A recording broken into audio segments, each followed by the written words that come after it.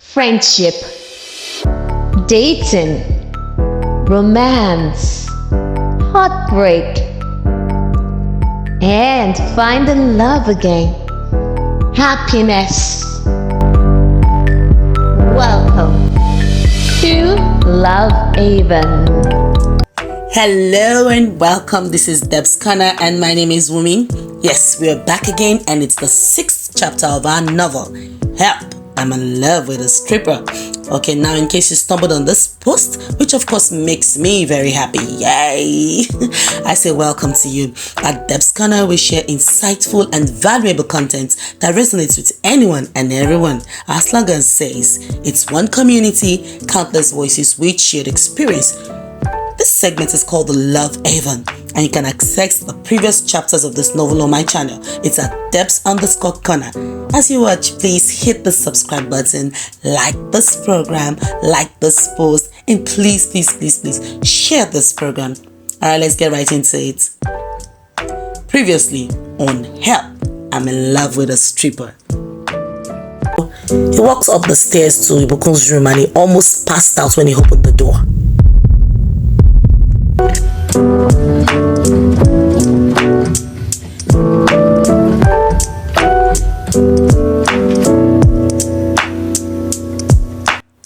Chapter 6. Ibukun wasn't expecting Tayo to come over to her house. She had no reason to exercise any caution. Tayo always had a busy week, and that was why they preferred having the weekends to themselves. And since there was a fight between them, he stopped reaching out to her. He does that all the time. She's always the one who goes back to beg. Well, maybe it's because most of the time she's the one who messes things up. She and Binga were completely out from all the substance and the alcohol they consumed. They didn't even notice or hear Tayo come in. And he wasn't even careful when he opened the door because he didn't suspect any sexual relationship between them. For him, he felt they might be hiding their abuse from the rest of them. But when he opened the door, he found both of them stuck naked on the bed, curled up in each other's arms. At first, Tayo wanted to pounce on Binga and beat the hell out of him. But he held back. He walks out of the room, he squats on the floor and starts to cry. His friend. No, Ibukun, you went low this time around. After a few minutes, he stood up, brought out his phone, took pictures and videos of them and walked out of Ibukun's apartment. He calls Binga and asked if he could come spend the night at his place. Staying at home alone might not be a good idea for him right now. He may end up doing something stupid. This isn't the first time Ibukun would cheat, but cheating on him with his best friend, wow, that's a very hard one to swallow for him. He won't take this. It's the end of everything. Well, he just needs some time to heal. He will send a mail to his office and he will request for a few days off work. At Banjo's place. Dude, what happened? Tayo didn't have the right words to describe what he saw. He passed his phone to Banjo. What the hell, Binga? I can't believe this. No way, bro. Where are they now? I left them there. Please tell me, Tayo. Please, for the love of God. Tell me you beat the shit out of this guy. Tayo smiles. They didn't even know I was there. They were completely gone. Banjo, if I had started any fight there, I probably would have killed either of them. I just took their pictures in that video and then walked out of the place. Damn it. Man, this is really messed up, T. No, I can't stand this dude anymore. No, T, no. In fact, I do not want to see him this weekend at my party. I don't want him near me ever again. Calm down, Banjo. Can you do me a favor? Yeah, man, what's up? You know what? Not a word of this to anyone. Keep this between us. I really want to see what their plan is. If they intend to come out with this thing between them or carry on with this charade. I want to watch Binga walk up to me, saying he's now with Ibukun. He smiles and then he starts to cry. By the time Ibukun and Binga gained consciousness, it was really late. They showered together, they had more sex. Binga is very happy to finally have Ibukun. She excites him in so many ways. He likes the way her mind works. Ibukun is having the time of her life right now. But there's also this part of her that silently reminds her of how responsible she's been in the past years since she stopped using. Lately, she has been giving less time to her business. She's either too tired or too drunk to make it to her showroom. She's scared of dipping into addiction again, and she knows what that would do to her. She's been there before. She knows Gbenga isn't the best option for a life partner. For now, it's just sexual pleasure she gets. Tyre is a safe place and a sense of reasoning. And of course, safety. She's not about to lose that for Gbenga. Babe, says Gbenga. Whoa, slow down, dude. Are we doing babe now? Gbenga smiles and walks to her. He holds her from the back and says, of course we are, baby. There's nothing stopping us now, is there? I was even thinking maybe we should, let the guys know what's up.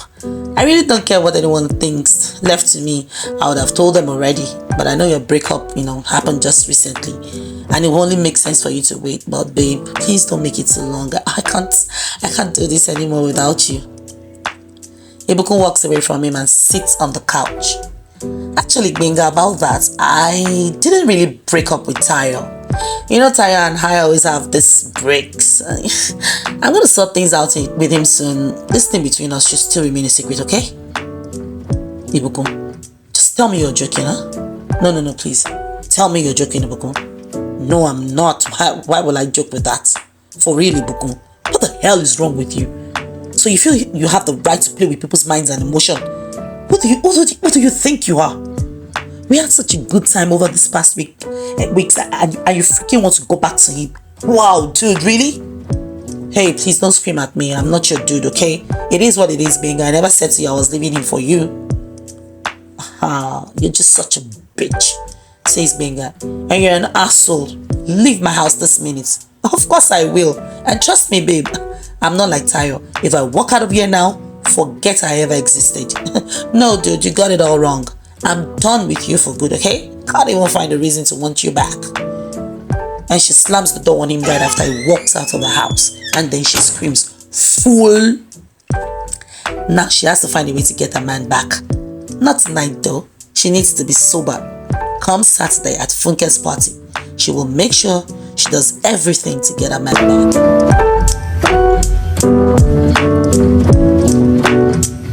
Banjo told Funke earlier in the week that his uncle has an event at a private lounge. He said it was a very big and classy event with a lot of high-profile people in attendance, so he will be sending Yosola, a makeup artist and a designer, to dress her up. She will also have to come meet him at the venue because he needs to be there early enough to assist. Actually, Banjo plans on proposing to Funke, and none of his friends know except Tayo. It was meant to come as a surprise to everyone. Even Yosola isn't aware. So Yosola brings Funke to the venue, and as soon as they enter, everyone says, "Happy birthday!" Yay! Funke was shocked, and Banjo emerges with the mic in his hand and starts to say, "Oluwa Funke mi, my jewel, my love, my best friend. You have been my peace and my joy. I have never had a day to sit back and regret ever making that move. I'm glad you agreed. Although I would have haunted you in your sleep if you didn't." Everyone laughs. My silent whisper of reasoning. My confidence on my reset button. You begin a new year today, and then I realize something is missing. Something we should have done for so long. My desire was to wake up this morning beside you, whispering, "Happy birthday, darling." But I had to do it over a phone call. So today, Funke mi, Banjo goes on his knees. I ask that you don't make me call you on the phone next year. I want you to be close enough to hug and whisper into your ears, my love. Marry me, Funke, and close the distance. Aww. Funke's made-up face was already ruined. Even Ibukun, who walked in at that moment, had a tear. Of course, Funke said yes, so the party began. Different foods, drinks were on display, and it was a selected number of people, so they could afford to make it a buffet. Everyone had their fill, and the DJ knew his assignment. All through the party, Tayo observed as Ibukun and Gbenga avoided themselves, and now she kept trying to throw herself at him. He made sure he was constantly in the company of people, so she never really got the chance. Tomiwa and Yosola seemed to be getting along quite well. This is the first time you will see Yosola give Tomiwa this much attention. It made him happy that at least she had finally decided to move on, even though he noticed she still tried to stare at him from time to time. Much later, the boys sat together over a drink. Almost all the guests had gone. Just a few of them remained, trying to catch up. Banjo, nice one. Omo, you challenged every one of us, says Tomiwa. Ibukun, Yosola, and Funke soon joins them at the table. Ibukun sits close to Tayo and kissed him on the lips. We can see the anger in Banjo's eyes and Gbenga too. Hi, baby. Finally, I have it myself. It's been such a good day. We should be the next couple, you know, baby. Tayo smiles. Ibukun felt embarrassed. She knew she was trying too much.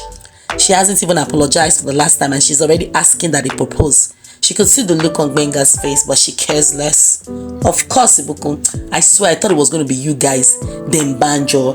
Yeah, well, maybe years after me. Then almighty Gbenga, since we haven't even seen you with a steady one, how do we even project, or is there a plan in place? Tayo jumps in on that. Yes, tell us, Gbenga. Is there someone special yet? He was curious to know his response. Gbenga smiles and says, yeah, there is one person. She's still playing around, but she's coming soon. Tayo smiles and Banjo couldn't even fake it anymore. He just kept a straight face. Tomiwa says, you better pick your girl off the street too. Don't allow her play too much. Boys are desperate. He alone laughed at his joke. Tomiwa knew there was something off, but he just couldn't make sense of it. Soon Banjo announced that he was leaving with Funke. They both were tired. Tayo also announced that he was leaving. Then Ibukun says, babe, I'll ride with you. Tayo asks, where is your car? I came with Uber. I knew you would be here and I wanted us to go home together. He smiles and says, okay. On their way, Ibukun tried bringing up a discussion about their fight, but Tayo told her he couldn't talk. They had to do it some other time. He drops her off at the place, which was a surprise to her. She even tried kissing him on the lips, but he turned his cheek. She was angry, but she knew she pushed him too hard. She will find a way to get through to him. Tayo has a soft heart. And that's it, people, on today's episode. Please join us again on Wednesday, same time as we reach chapter 7. Guess what? We're closer than you think to the juicy part.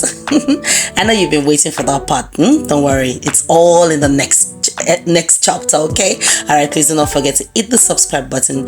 Thank you for watching, okay? Until I see you again, I love you all.